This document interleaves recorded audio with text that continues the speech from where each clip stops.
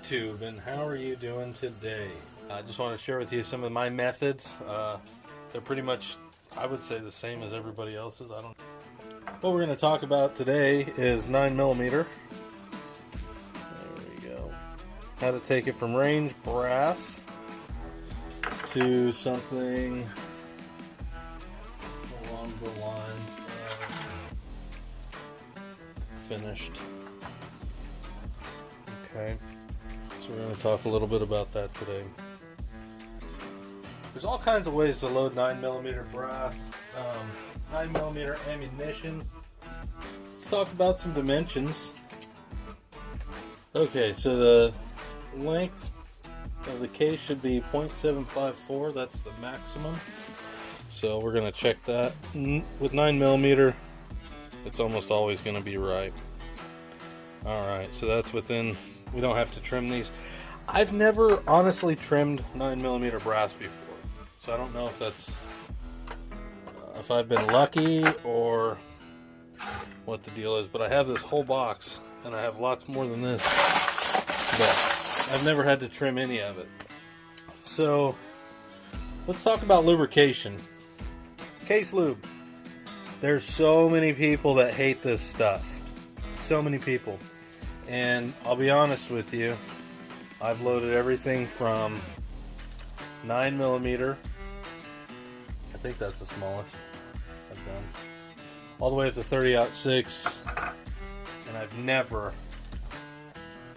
had a problem with it. Now, I have done it wrong, and I've used too much lube. That can happen as well. What I like to do is I'll put them all in one container. Like, let's say I want to do that many, and I'm gonna, and that's it. Just spray a little bit in there, let them dry, and they're pretty much set. Now, let's talk about setting the dye. Okay, so what you want to do is you're just gonna put that in there. Let me get you a little better angle here. Okay, see how there's a little bit of air there? I'm going to run this dye all the way down until it touches. Okay? Then I'm going to raise my ram just a little and go a little bit further. Some say a quarter turn, some say a half turn. With the 9mm, I don't think it makes much difference. So this is single staging. We've already lubed the case. We're going to deprime. Now they're super clean. That's because I tumble them first. You don't have to, especially if you're using carbide, which we are. But I tumble them first. Straight from the range, I tumble them, and then I decap them and size them. Let's look at some dimensions here, just for those that might be curious. So we're talking about the inside of these 350, 8.5, somewhere in there. Another way we can see if they're getting size, we can measure them around here like this, just to kind of see. 377, and when we put it in there,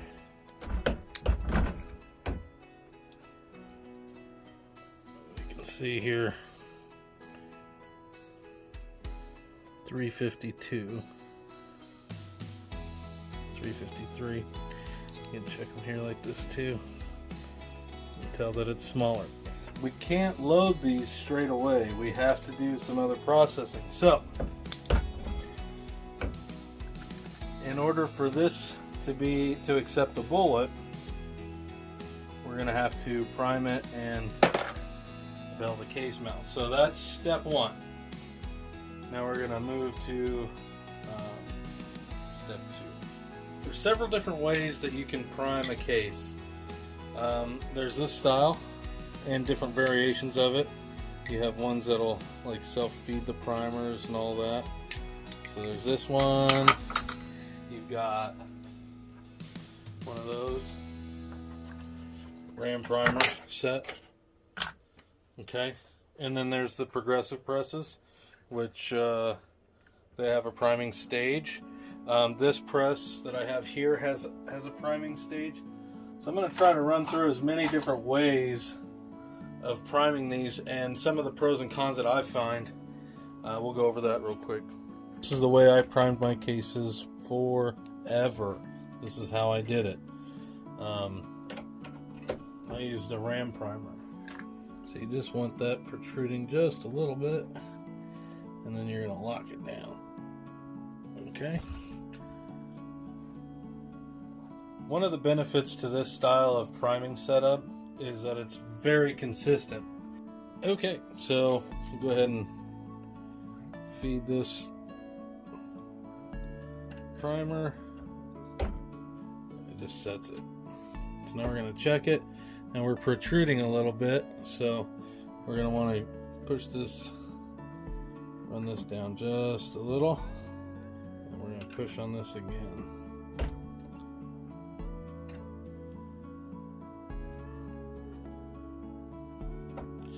Okay, so now we're still, nope, we're flush now. So that's where our setting is going to be. So we'll do several of them this way.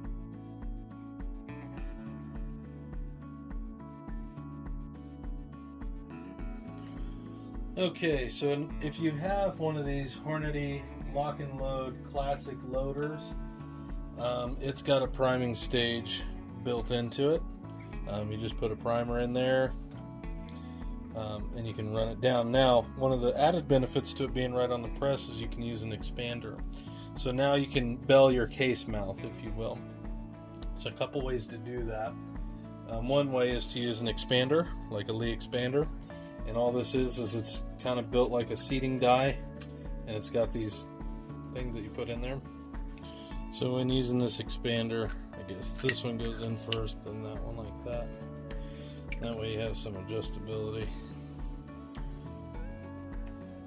Okay, it's touching, so then we'll run this down. There we go, now it's touching a little bit further. That should be it.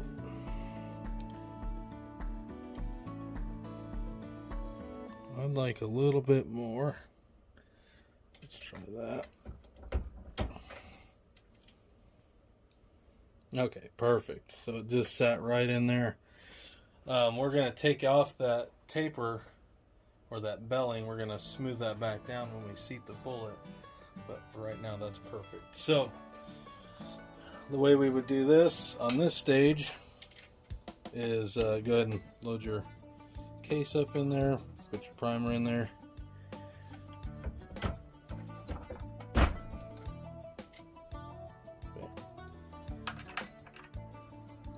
Case, primer. So now we're doing two steps at once. Okay.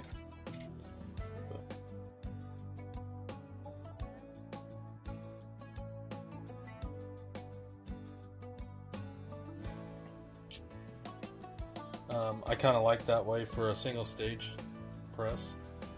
So just to recap, the RCBS Ram Primer, one of the advantages is that it's very consistent. It works on any press that's, a standard press.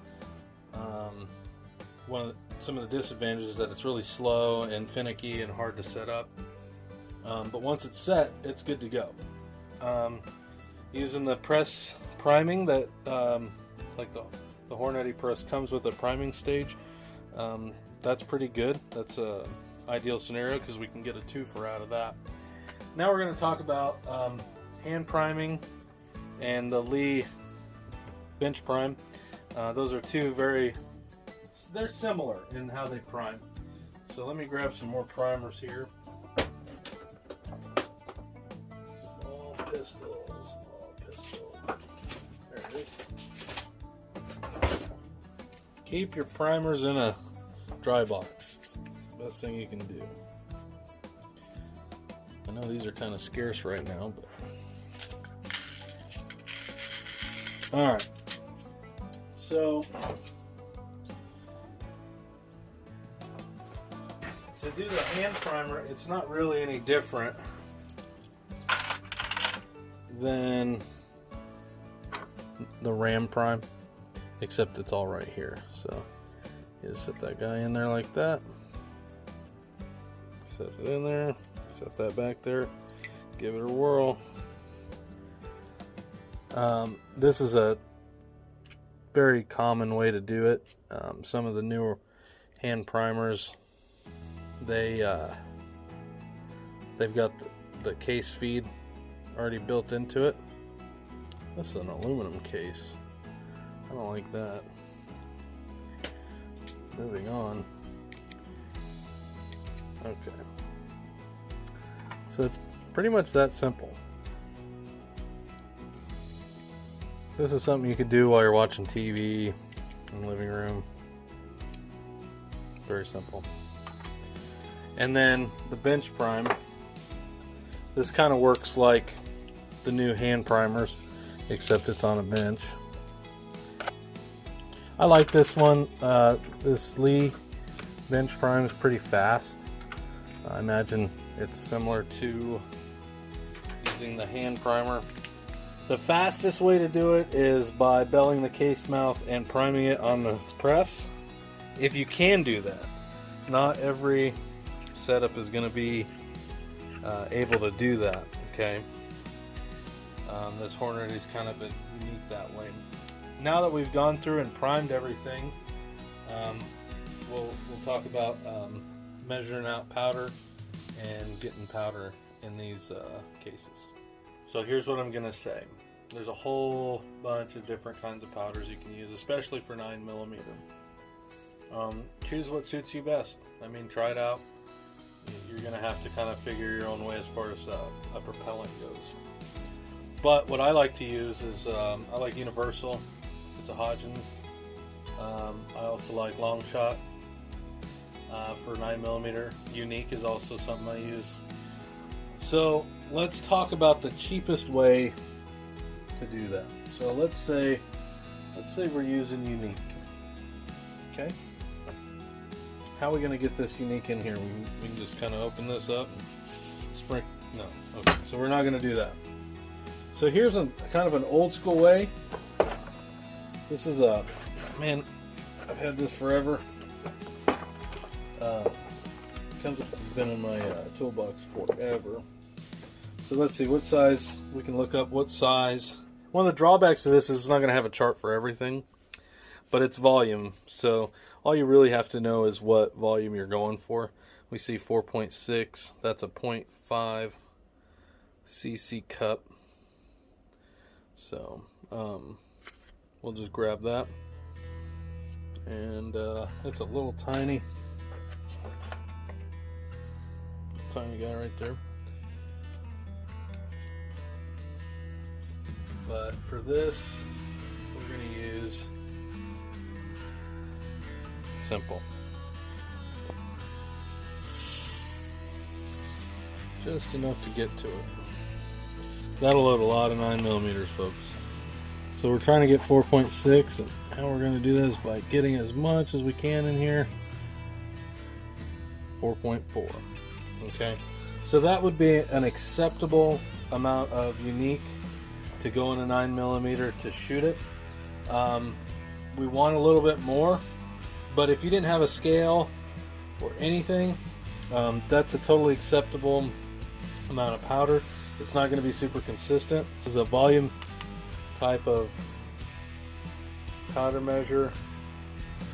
Not a lot of people use these anymore because they're not super consistent. Some powders are better than others too, but that's one way to do it.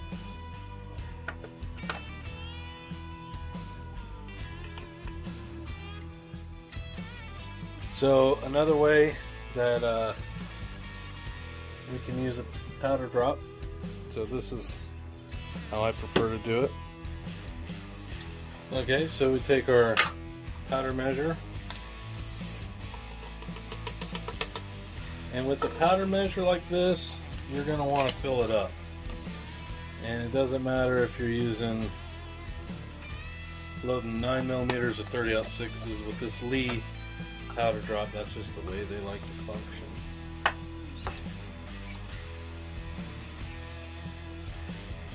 Okay, we got 4.8 there. I don't know if you guys can see that. Let's see if we get you a little closer. Okay.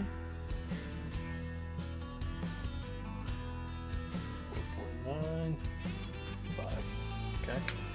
We could take this and using a funnel, we can put that in the case. Zero the scale. Grab one from the powder drop.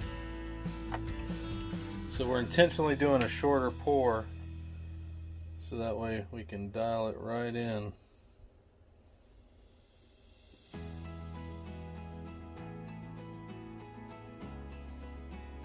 Okay, so there's 5. Now, for that drop is just fine, 4.9. That's just fine.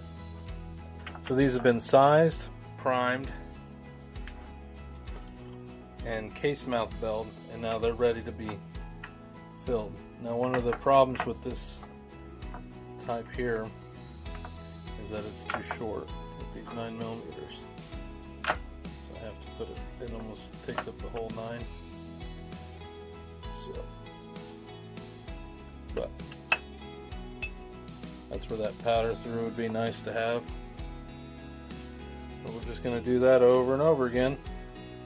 One thing that I didn't mention is that if you're happy with how your powder drop functions and you feel like it's almost a full case, so it seems like you would know if it dropped way too much or way too little. How consistent that is limited by your equipment, but there's 10 right there and they look all about the same. So now those are ready to accept a bullet and to be crimped and seated. So let's move on to that. Oh, and one thing I forgot to mention about the scale is that I have my scale on a piece of glass because this table's not perfectly level.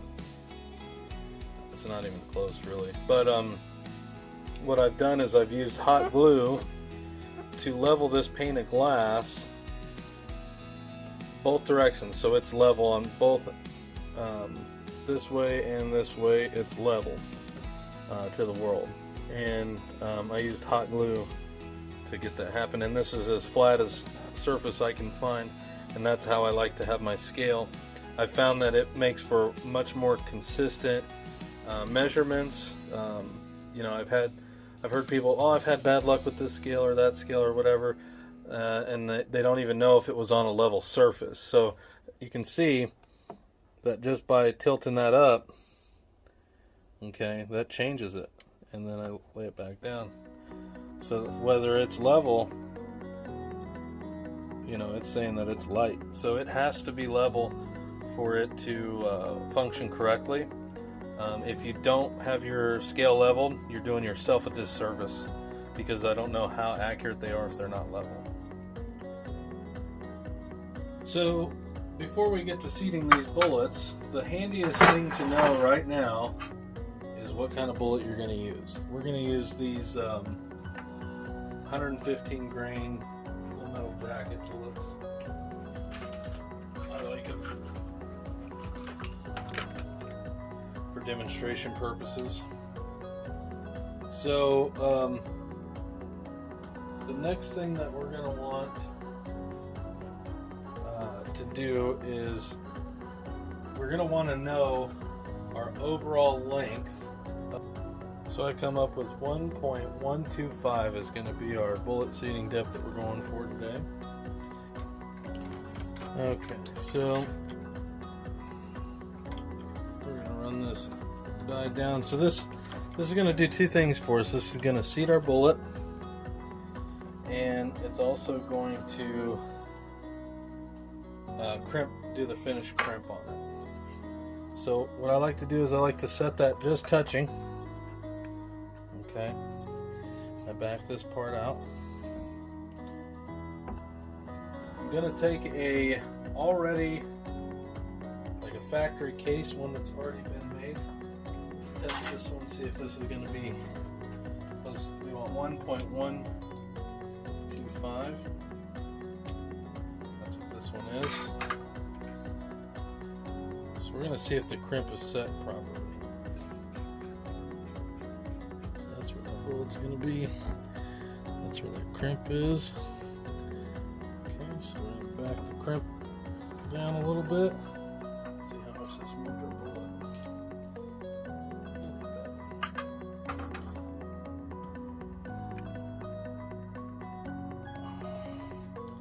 Okay, let's see what that gives us. So getting this set, that's the easiest way to do it that I know of, is just go ahead and put a bullet in there and try to match it up. Okay, so that should be seated and crimped. It looks like it did great. Let's see what our depth is. Okay, so we're 1.11, so that's too much. So back this out just a little bit. That'll still function, that'll still run through the gun. I like to separate these ones that are kind of not ideal, and I usually test those in different guns, and I just keep them around. Okay, 1.143, so went the wrong direction. Just the slightest touch will, on these Lee dies, just takes the lightest touch. Okay, but our crimp looks good. Okay, 1.127, I mean, I'd take that all day.